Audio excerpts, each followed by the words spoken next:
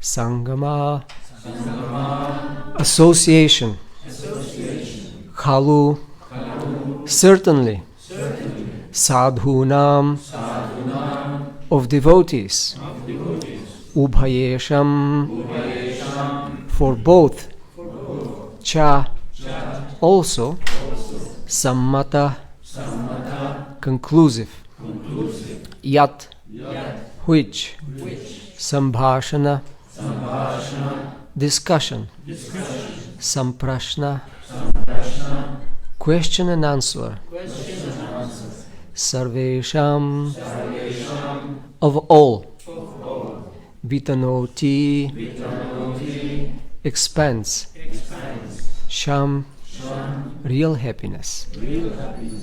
Translation and purport by His Divine Grace A.C. Bhaktivedanta Swami Srila Prabhupada Ki Jai.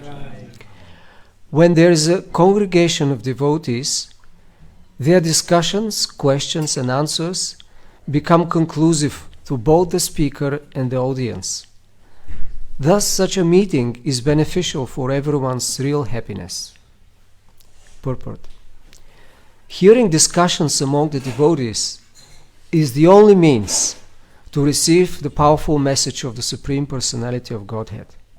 For instance, Bhagavad Gita has been well known all over the world for a very long time, especially in the Western world. But because the subject matter was not discussed by devotees, there was no effect. Not a single person in the West became Krishna conscious before the Krishna consciousness movement was founded. But when the same Bhagavad Gita was presented as it is through the disciplic succession, the effect of spiritual realization was immediately manifested. Sanat Kumara, one of the Kumaras, informed Prithu Maharaj that his meeting with the Kumaras benefited not only Maharaj Prithu, but the Kumaras as well. When Narada Muni questioned Lord Brahma about the Supreme Personality of Godhead, Lord Brahma thanked Narada Muni for giving him a chance to speak about the Supreme Lord. Therefore, questions put by a saintly person to another saintly person about the Supreme Personality of Godhead or about the ultimate goal of life surcharge everything spiritually. Whoever takes advantage of such discussions is benefited both in this life and in the next. The word Ubhayesham can be described in many ways. Generally, there are two classes of men, the materialists and the transcendentalists. By hearing discussions between devotees, both the materialists and transcendentalists are beneficial or benefited. The materialist is benefited by association with devotees because his life then becomes regulated so that his chance of becoming a devotee or making the present life successful for understanding the real position of the living entity is increased. When one takes advantage of this opportunity, he is assured of a human form of life in the next birth, or he may be liberated completely and go back home, back to Godhead. The conclusion is that if one participates in a discussion of devotees, he is both materially and spiritually benefited. The speaker and the audience are both benefited, and the karmis and jnanis are benefited. The discussion of spiritual matters among devotees is beneficial for everyone, without exceptions. Consequently, the Kumaras admitted that not only the king was benefited by such a meeting, but the Kumaras were as well.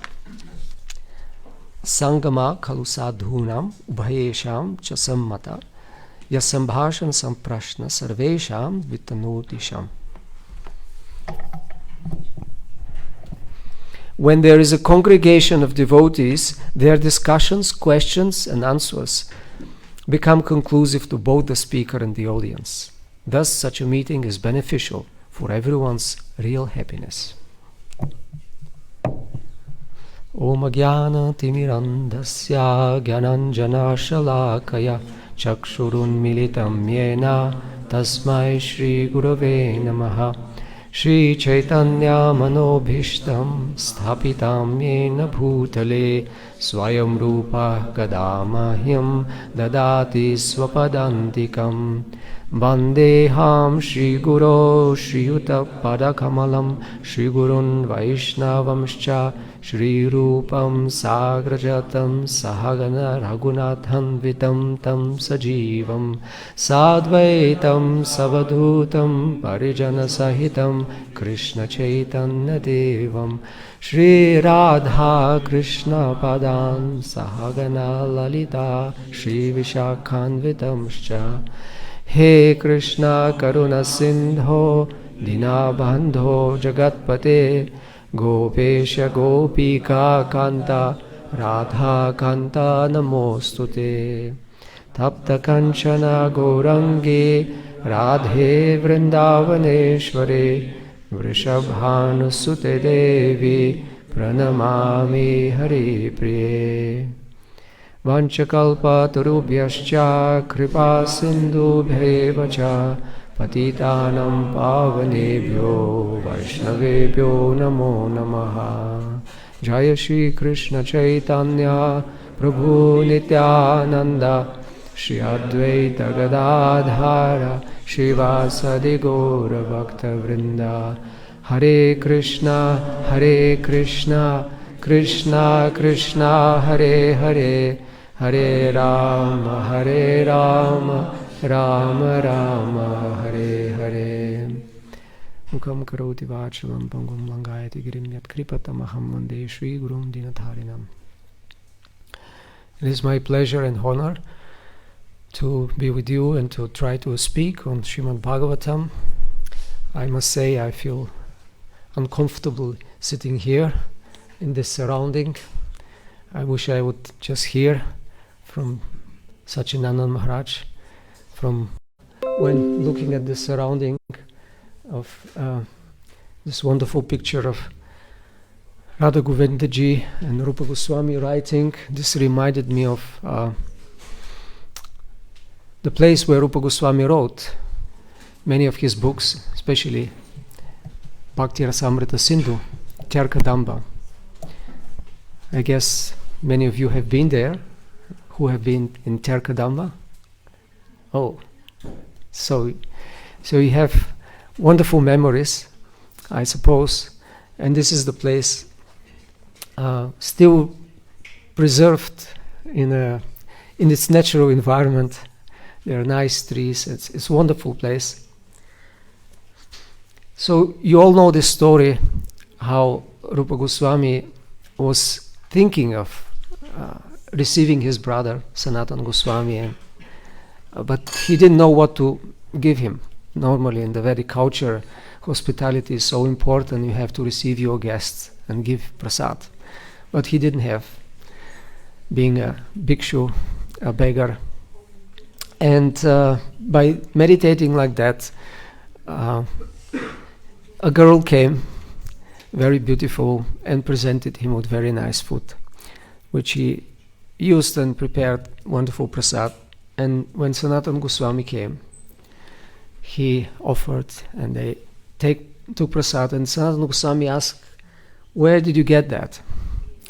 So Prabhupada tells that story a few times. It's even in the book Science of Self-Realization at the end.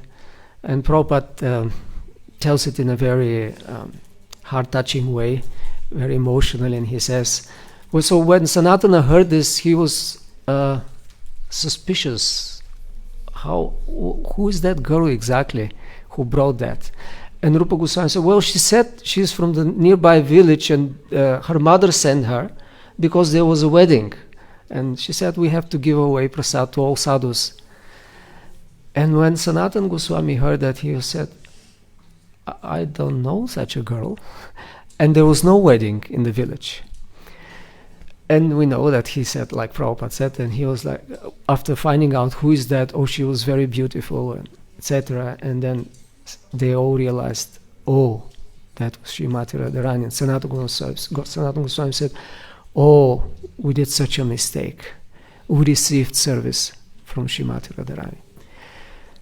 So I'm telling this story not for that point that we always aspire to be servants, not receivers of service, but this specific moment where Sanatana Goswami said, there is no marriage in the nearby village.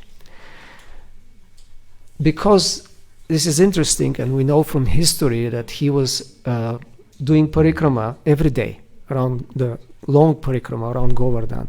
But not just walking, he was stopping and talking with villagers.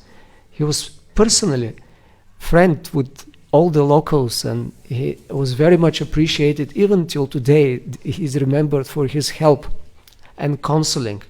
Whenever they had problems and issues or conflicts, they always approached him, and he was very expert in always finding a solution that everyone is satisfied. So this is something which I thought can bring you to your attention as an example and an illustration how even the Paramahamsa Babajis, like the 6 Goswamis who have renounced the Lord, Tyaktva Turnama Shesha Mandalapati, they were highly, highly elevated in society, but they gave it up. Ashesha Mandala means the top, the cream of society, and they gave it up to become beggars and be absorbed in the service which Lord Chaitanya gave them. And Lord Chaitanya gave them specific service to revive Vrindavan and its holy places, and to write books for the benefit of a whole humanity. That's what we recite every morning. Nana Shastra Vikarana, Nana Shastra Vicharanaika Nipunau Sadharma Samstapakau. So they studied all the Shastras for the benefit of all humanity, and they wrote books. And Lord Chaitanya gave specific instruction to each of them what to write, and they did it to Rupa Goswami to explain the science of rasa, of devotional service, and the practical aspects, how to attain from whatever level we are, how to go to the highest level of Krishna Prema, which is experienced in Goloka Vrindavan, by those residents of Vrindavana, the Vrajavasis. And to Sanatana Goswami, he said to give the practical etiquette and rules for living in this world. So he, together with Gopal Bhatta Goswami, who also wrote the Satkriya Saradipika and Hari Bhakti Vilas, so these are books also who give practical explanations and advice how devotees can live in this world. But besides writing books, the Goswamis were very much engaged in the world. They were not ascetics who withdrawn from the world. They, as I mentioned, like Sanatana Goswami, was very much involved. He was engaged in helping personally the people, but also, like Jiva Goswami, he was engaged in all levels of society. Even there are still documents of his exchange by letters with Akbar, the emperor at that time. And since Akbar was very generous and open to all religions, he was supporting the Vaishnavas. So there are specific donations given of land of Akbar to Jiva Goswami. So Jiva Goswami was a very expert manager, again, very much involved in the world and writing this high philosophy in the Sandarbhas.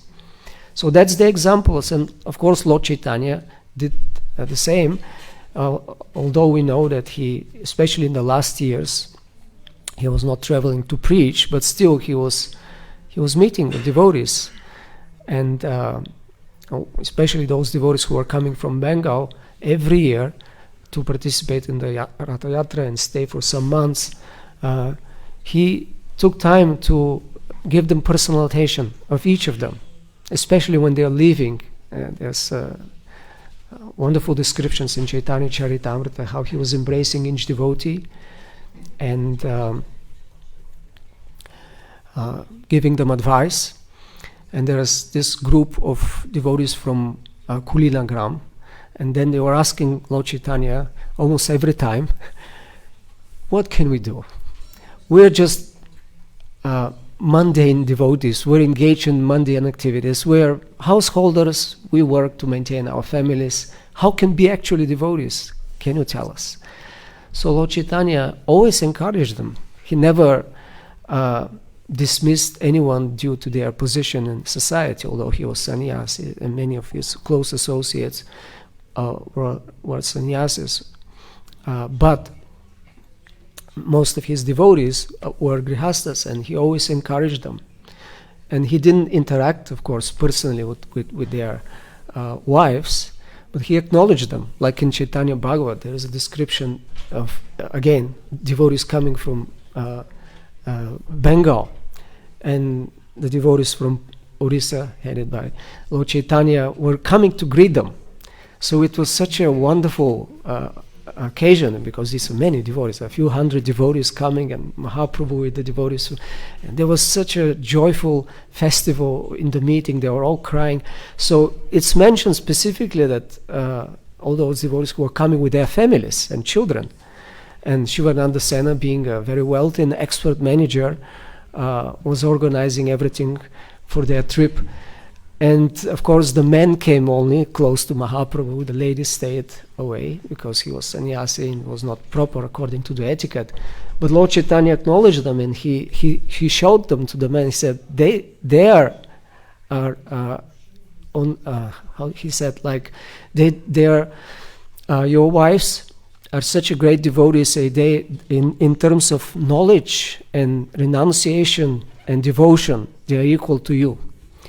So he encouraged them, and of course we know the exchange of Shivananda Sena and his children. He always brought his children, even the young ones, the small ones, like Paramananda or Puri Das. So when he was really small, a toddler, he brought, and Lord Chaitanya didn't say, I'm a sannyasi, I'm not involved in in these family affairs and kids like that, but he actually gave him his mercy. He was very kind. He was asking, oh, such a wonderful boy, and the boy crawled and actually took the lotus feet of Mahaprabhu and sucked his foot. So Mahaprabhu let him, which was unusual, of course, but that son, he later on, as a boy, composed a special verse on the spot, a wonderful poetry, and Mahaprabhu was really amazed. He said, "You're a kavi.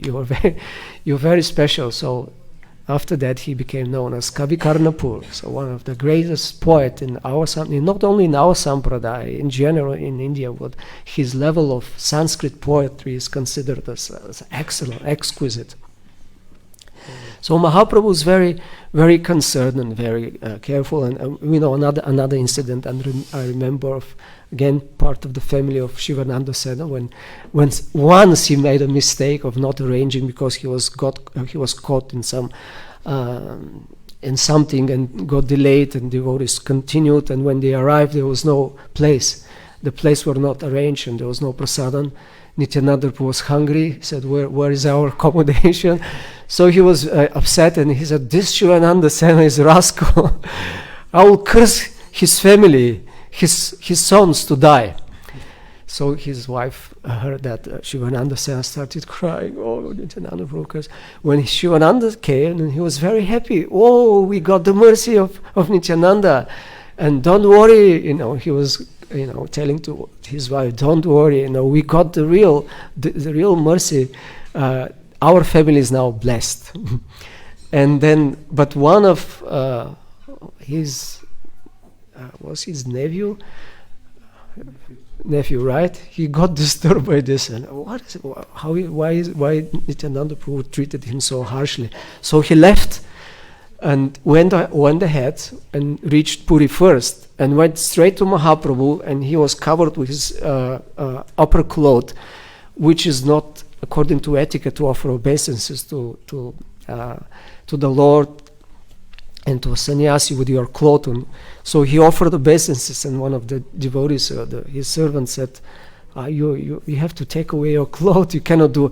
And Mahaprabhu said, don't do it, don't tell him anything. Obviously he is disturbed in his mind. So he counseled him and said, it's okay. And he said, from now on, when your family comes, including with Shivananda Sen and everyone and his children, they should be fed all the Mahaprasadam. From what is left from you, give it to them. So Mahaprabhu was very, very, very careful. Of course, we know about the mother of Vrindavan Das Thakur, who wrote the Chaitanya Bhagavat, a great devotee. And when she was a small child, she is a niece of Srivas Thakur. And Lord Chaitanya, again, special mercy, he allowed them to give Mahaprasad from him to her regularly. And one day we know that he wanted to demonstrate, because Shiva Nandasena was a little bit apprehensive that there were some soldiers coming. That because they complained Shiva Nandasena is doing something illegal, they are they're in his home doing something strange, all night. They are disturbing us. They are making some noise and singing all night. So they complained to the Qazi, and Qazi sent some soldiers. So Shiva Thakur heard, oh, they're coming, they will arrest me, and he was a little bit. And Mahaprabhu, this is a long story, I won't tell it. He was saying, well, why are you afraid? Why? Krishna is in control. He's in the heart of the rulers, and if not, I will go directly to him and I will convince him. And if he doesn't listen, I will make him understand. Do you believe me? And Shiva Thakur, I will make them all chant. Everybody will chant. Even the Muslims will chant. And then he said, if you don't believe me, I'll show you. So he said, Narayani, come, chant Hare Krishna. And then she started Hare Krishna, and then she exhibited all these symptoms of ecstatic prema, and everybody was so amazed. So he was convinced, yes, no problem. So Mahaprabhu was very careful and very caring. Even at the point of being criticized, there was this case in Antilila of a small boy who was coming regularly. He was very attached to just hang around Mahaprabhu and the associate. And he showed affection, he allowed him to be around. And Damodar said, you cannot do that. You're a sannyasi. Do you know that this boy is a son of a young widow? Everyone will say, how can you do that? And Mahaprabhu acknowledged that this was his devotee was concerned. So still, he did show a concern. And of course, he wanted devotees to be involved in the world, to share.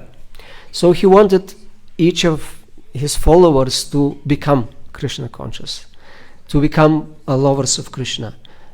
That's the first thing he wanted. And then to share that with others. We know this is very clearly explained in Chaitanya Charitamrita, one of the most quoted verse from Prabhupada, Yare deke tare kaha Krishna upadesh. To whomever you meet, you tell them about Krishna, and in this way you deliver, you help the people of your own land, your own place. So he said that to whom, you remember? To a householder in South India called the Kurma Brahmana, who was so attached just for the few days he associated with Mahaprabhu. He wanted to leave his family and go with Mahaprabhu. I'm coming with you. Mahaprabhu said, no. You stay here, but you teach others, you share Krishna consciousness, and thus you become their guru. And then Krishnadas Kaviraj Goswami explains that Mahaprabhu told that to everyone he visited. So it was not a personal instruction, it was for everyone. And Prabhupada, of course, brought that and told us also. We become devotees ourselves, perfect our life, and share this with others. So we are a movement which is engaged in the world, and we have this two-track responsibility given us from Mahaprabhu and exemplified by our acharyas. They had such a deep and intense internal life, and we are so fortunate that they expressed it. They opened their heart, like Rupa Goswami wrote these wonderful poems, one of them the Utkalika Valari, which means Utkalika means a longing, but a specific longing connected with someone whom you miss. It's like a painful longing. And Valari means a creeper. So it's a creeper of prayers, of longing. So he's actually opened his heart, and we can read and hear that, and we can directly associate with Rupa Goswami. Prabhupada said if we read his works, but especially his heart, what is actually his deepest desire. This is something very, very special. It's a great treasure for us. So we can hear and become inspired and develop a similar longing. And other of acharyas also wrote similar. For example, the very famous Raghunath Das Goswami book in a very similar way, in a similar expression of the longing deep in the heart of the service to Radha and Krishna in the spiritual world. That's called similar name, Vilapa Kusumanjali. Kusumanjali means like a handful of flowers, and Vilapa means also a great longing, a great desire. And Vishwanath Chakravarti Thakur also wrote Sankalpa, Kalpadruma. Kalpadruma is a desire tree. Always there is a connection with flowers and creeper, because that's the way we offer to Krishna. And he appreciates very much, offering of flowers. So it's a bouquet of flowers from prayers. So Sankalpa, Kalpavriksha means Sankalpa means a determination and desire also, but it could mean also a cherished goal and of this Kalpavriksha, of the desire tree. And in all these works, they express their deepest desire, and we can have this glimpse in their hearts, but also they explain how this comes into fruition, how these creepers or trees, they give actual fruits. And Vishwanath Chakravarti Thakur, towards the end, it's about 100-verse poem, starts to glorify different devotees. And in his glorification, he says, because of them, because once I had a chance to receive the mercy, now I have these desires. So this is one point I wanted to make, that like Maharaj mentioned yesterday about the two ways of practice of sadhana explained in Bhakti Rasamrita Sindhu of Rupa Goswami. One is being the Vidhi mark, or the path of following the rules, and the Raganuga path, following the natural spontaneous attraction, which Rupa Goswami explains in the chapter about practice, about sadhana. And do you know how many? It's a chapter about 310 verses about sadhana bhakti. That includes Vidhi and Raganuga. Do you know how many verses are dedicated to Vidhi and how many to Raganuga? Roughly? Any guesses? From 300 verses, how many are about Raganuga? How? The same? 10? Okay, a little more. 20, 25, something. And the other 100, the 270 are about Vidhi Bhakti, because that's how, we learn how to serve Krishna. And it's very detailed and practical. And we as Rupa Nugas, we follow Rupa Goswami, and it's very, very practical. But also Raganuga is very practical, but there's not much to discuss, because it's the same practice. And he mentions that the only difference between those is the motivation. The Vedi Bhaktas are only motivated, he says, by Shastra, by the rule of the scripture. Scripture says, you do it, I do it, and by Tarka, by logic. So you are convinced, and you are given this order, and you do it. That's the only reason you do it, your only motivation. So it's kind of out of duty you do it, and you know the benefit. And the Raganuga is the only reason you do it. You also follow the rules of Shastra, but it's your great desire. The same word used there as strong desire, lobha. It's like a very strong actual greed. This is the qualification. But he says, but those who practice Raganuga with this strong greed, to attain the same service of the Nitya Siddha devotees of Krishna, they do the same practices, like hearing, chanting, and following all the rules given. So there's not actually difference externally, but internally there is. So Prabhupada explained everything, and he gave everything, but sometimes, some people say, well, he didn't give the esoteric part of Raganuga Bhakti, but it's there. He translated, gave the summary study, but everything is there. All these verses about Raganuga and Bhava Bhakti and Prema Bhakti, Prabhupada explain everything. So everything is there, but the key is not that we will not get it by reading about it. That's the point I wanted to make. The only way is to attain this, like Vishwanath Chakravarti Thakur says, these desires do not appear in the heart by our own volition. We cannot just say, okay, let me have a greed. It doesn't work like, can you suddenly just put some desire? You may artificially, yes, I desire, but he's talking about a natural, strong, unstoppable greed, which is very specific towards particular devotees. Can you artificially do that? It's not possible. It's not in our hands. What is in our hands is that we place ourselves, like here, I remember once Sachinanda Maharaj said, we have to be an empty cup. And because the mercy is there, we are giving all that. Srila Prabhupada gave all this up to the highest, but we have to be receptive and put the cup in the proper place so that we catch the mercy. And it will come. But we have to understand this is not up to us. We can only desire and pray for that, like these devotees, they pray. He even says in the prayers, Vishwanath Chakravarti Thakur, because of the mercy, I have now these desires, but that these desires fructify, I also need mercy. And one of his prayers is to Govardhan. And he says, just by nearness or being close to you, these desires, which are now in the desert of my heart, which is full of stones, you cannot grow plants in stony desert air, right? He says, my heart is like that, but because I'm close to you, Giriraj, these desires will fructify. They will give fruit very quickly.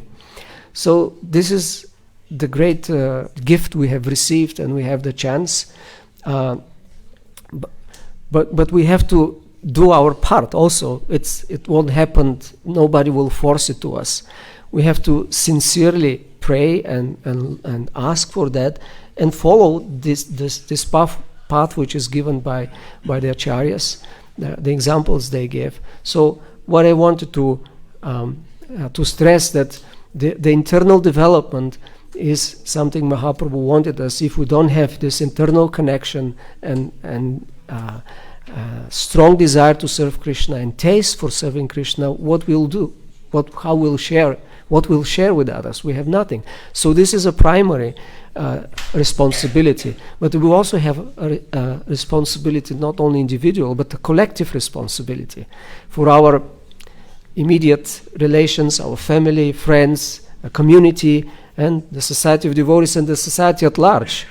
That's why our acharyas, especially our recent acharyas like Bhaktisiddhanta Saraswati, Srila Prabhupada, they were so much stressing that, even more than the internal development, like so important is that it's a parallel. It's not that this one is on the cost of other, but Prabhupada was so much stressing that we can develop internally by pleasing Mahaprabhu through serving his mission and going out, somehow being engaged with the world.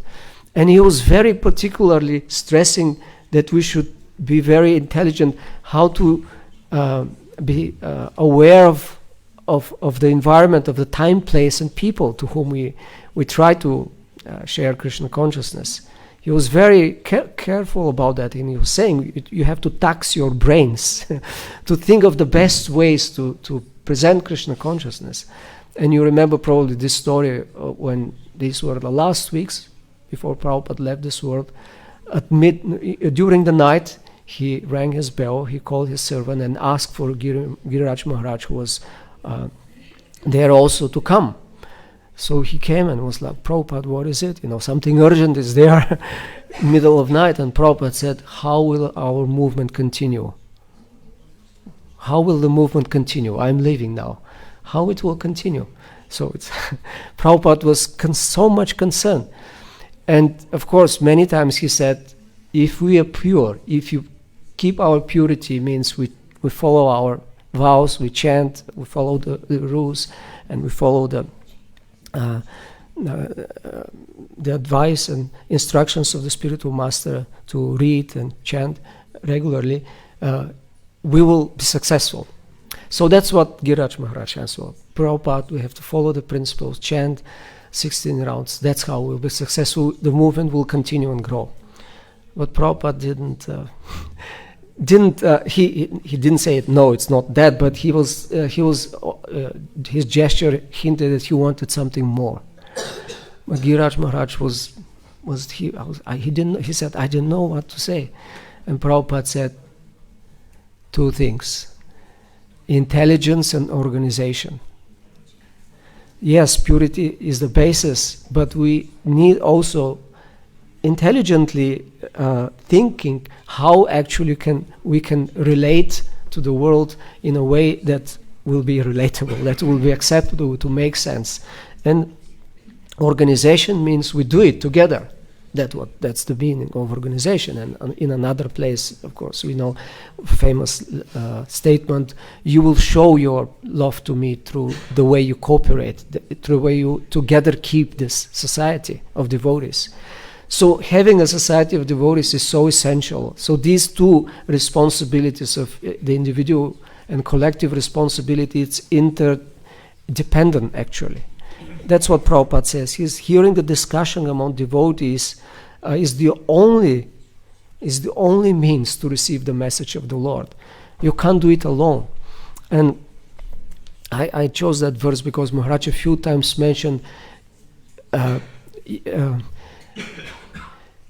make use of the Sangha, not only during the classes and kirtans, but also in the association. Talk among yourself. And this is exactly what this verse says. Some bhashana. Bhashana means talk, and some means together. So talk together about Krishna, about how to serve Krishna, about how to spread the mission. And it's then the Sangha is so beneficial for everyone who is talking, who is asking, who is answering, etc. And it makes vitanoti sham, makes the peace and happiness increase of everyone. So it's so important that we focus on also on that part, not just care about our own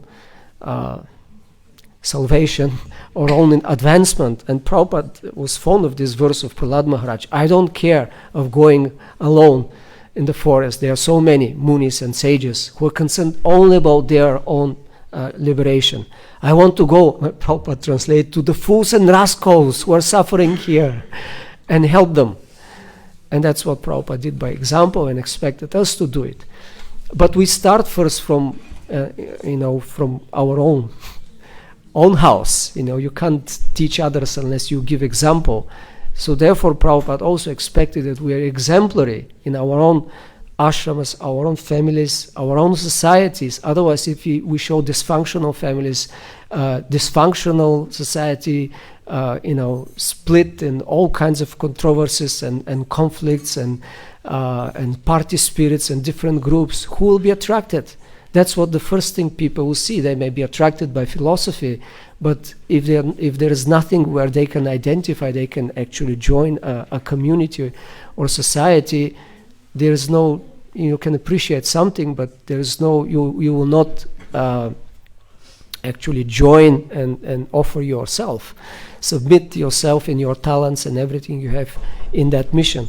That's what Prabhupada expected. And he was so proud, for example, of his grihastas. He proudly said, my Guru Maharaj had army of sannyasis, but they were not successful. He sent them in the West, they were failure. And my grihastas, just 3 couples, they made a miracle. They made a miracle, and that's a fact in the history. They came to London and they opened the whole Western Europe and the whole world actually through the connection with Beatles and everything. It's a phenomenal success. And Prabhupada was happy and proud, and he said, they are family, they are just family devotees, not big sannyasis or something. So he was so proud and he was so concerned that devotees have healthy and strong families, and also so disappointed seeing they break up. He was actually disgusted and really shocking how he was saying, how can some of his disciples, how can you How can you break your promise? What kind of gentleman you are? You promised. How can you do that? For a cultured man like Prabhupada, it was just out of question. And of course, we know how concerned he was about children. He said these children are not ordinary children, they are Vaikuntha children. Their sent was by Krishna. We should be extremely careful to create such an environment, safe environment, they can grow in Krishna consciousness. And how disappointed was that devotees fell in that. And even at that time, while he was here, there was cases of mistreatment, even abuse. And we know when he heard of some of the cases, of some extreme cases in the Dallas Gurukula, of physical mistreatment, he was so upset. Devotees who were there at that time, remember, he was upset for days. And he said those perpetrators who did that, they're not devotees, they should be kicked out. And he said before kicking them out, we should hang them. So he was so upset. And unfortunately, in the history after that, we know that we completely failed. It was in many ways in the protection and care for children, for those who are dependent children and women. And it's a primary duty of each of us. It's not like the leaders and this and that and to blame someone. Each of us should be aware and thinking how we can contribute, that we create and maintain and grow a healthy community and society to save ourselves, our life. Because if we're in a dysfunctional society, or even not existing, how can we survive? We'll be disturbed also if the society is disturbed, isn't it? If we hear of some horrible, disastrous, failures and things which are completely opposite of Shastra and the example of our acharyas and pure devotees, we get disturbed. You cannot remain peaceful by hearing that. We cannot say, I will just continue with my practice. We will get disturbed. Anyone who has some integrity and honesty will get disturbed. So that means, we have to, each of us has some responsibility towards the whole society, of devotee society. And Prabhupada says we have this society which he envisioned as a house in which the whole world will live. We put that as a slogan often, right? Prabhupada built a house in which the whole world can live. But this house, we have to, it has to be a nice house, a clean, pure house. So if it's not, we have to do something. We are there in the house, if we consider part of it. We have to do our part to clean it. Maybe it's a small corner, it maybe concern a few people or something, but we have to do our part to clean it and to offer our best, to be best by example, be perfect gentleman. That was Prabhupada's definition for a devotee, a perfect gentleman. That means something. It means showing all these wonderful qualities described in Shastra. And by trying to do that, at least we can do a great service. And doing the opposite, displeasing Srila Prabhupada, there's no way we can advance. There's no way we can move towards these higher realms of devotional service. So, we can think of many practical ways, because our acharyas were very practical, especially Rupa Goswami as the leader of the Gaudiya Vaishnavas, and we are Rupa Nugas. Besides the wonderful philosophy in the esoteric teachings, it's all boiling down to a very practical application, and we can study Srila Prabhupada's life and our Acharya's life, study his instructions, be in contact, in connection with him through that, through his books, through his letters, his conversations, his lectures, and through his sincere followers who try to please him, and think of this as a primary duty, and have these two tracks of our individual development and the collective development as our a great responsibility. And in this way we can advance very quickly by pleasing Srila Prabhupada, and he can open all the doors. to the spiritual world, and we can realize everything which the acharyas gave us in this process. Well, thank you very much. Are there any comments, reflections? Yes, Prabhuji. Hare Krishna, Mahendra Prabhu. Comment of appreciation for your class. You spoke out of my heart. How you pointed out the relatability to the world and kind of the social dimension, interactions among devotees and relating to the world, the care which those great examples in our parampara we have. They showed the care for people of being relatable. They went down to their level. In this way the people felt understood, like the nephew Sridhar Singh in trouble to Chaitanya Mahaprabhu. In an immature way, the devotees have tendency, it's just the mind, come on, stick it away. But Chaitanya Mahaprabhu really react like he really took in account his being troubled, and he meditated his being troubled by understanding him and by giving a solution. Yeah. And I think this relates a lot to what Prabhupada said, we built the house for the whole world. Because if it's the whole world, it's the whole world. And whoever comes has a place here. And that also means we go to their level, we try to make them feel understood. Whatever issues and troubles or gender view or whatever they have, it's a house for the whole world. So we go to their level, we understand them, and we try to, and that opens a pathway, because if you understood to give some Krishna consciousness. So I'd like to add this, and I very much appreciate the class. Thank you very much. Thank you for your comment. Yes, Gaur Hari Prabhu, you had it. Thank you also. Somehow I have little doubts how to combine the two. Because it seems whenever we are engaged in some type of managerial things, and we get so easily absorbed in the world, and it seems to be so difficult to have absorbed chanting, absorbed reading, and so I'm just wondering how do you do the two? Because I see in the time of Prabhupada there was so much faith in Prabhupada, so much dedication, and everyone was just surrendering full and to do whatever Prabhupada would ask. But I see now in our generation many devotees who try to do like this. I mean, not many, some. See, some devotees, they do a lot of service, but they feel dry inside, they feel unfulfilled, because it seems very difficult to keep the proper balance between the two tracks. Because of the absorbing nature of the world. So how can one devotee keep a proper balance between the two tracks? Thank you for bringing this up, and it reminded me of a very important point I wanted to make. Actually, it's a very essential that exactly how to be engaged and not be involved in, and get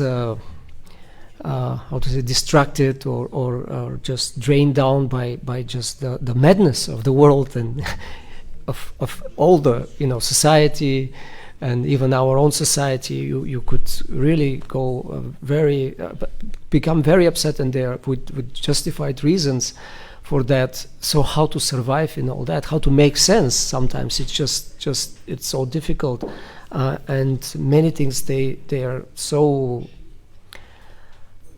It's difficult to make sense. But yes, through Shastra and taking shelter, this is it. We understand, we have to understand properly, and not be driven by the lower modes, which could happen if we just get into that external environment and involved. Even with good attention, we may be really involved, get somehow dragged by the lower modes, by for example hatred, and which is a symptom of tamoguna.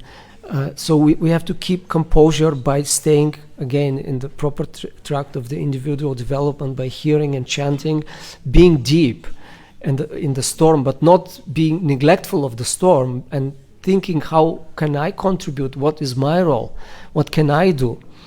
But being aware that this is a storm is a dangerous thing, and not be depending on our nature. Of course, some people have the nature and they can do and want to do and can properly manage and be leaders. This requires certain nature and strength. Others are not, so we have to consider that, because if you jump in you it's not your nature, and you will be really disturbed in the mind. It will disturb your own practice. But still, even if you're more introvert and not that type of managerial, organizational expert, you can do something. Everyone can do something. That was my point. But all of us should do it by taking shelter. Never disconnect. If we think, let's have the solution, let's do it, we should have that mood, but under the shelter is Krishna is in charge. He's person. The absolute truth is a person, and he's in control of everything. So whatever plan we have, whatever action we want to take, always present it to Krishna. This is my plan.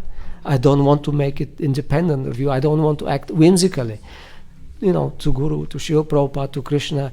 And the example I wanted to give, which you reminded me, was about Bhaktivinoda Thakur. It was a perfect example to be so much involved in the world, being a judge, and dealing with heavy cases, even with a case of a deviant so-called Vaishnava, who had some actual power. He did some austerity, and he put him in jail. He was uncompromising. If you make a mistake, if you break the law, you go in jail. No matter if you're a mystic yogi, Vaishnava, whoever you are, you have to get the consequences. This is what Shastra says. If you're sincere Vaishnava, you may not need to do a prayashchita for your own purification, but it doesn't mean you don't get the reaction for your crimes. And there's so many examples in Shastra, in Bhagavatam, in Chaitanya Charitamrita, about devotees who did mistakes. Not real grave mistakes, but some mistakes, and then they had to suffer heavy consequences. Nobody excused them, but they were devotees, as Krishna says, we had to respect, and they will never perish. This is the guarantee of Krishna. But they have to suffer. So anyway, Bhaktivinoda Thakur was engaged. He was a judge with a big family, was very organized. And he's set up the whole idea of organized preaching through his Namahata program in families.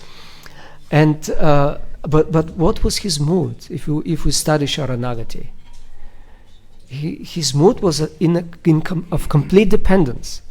He was saying, "My Lord, it's yours. This is your family.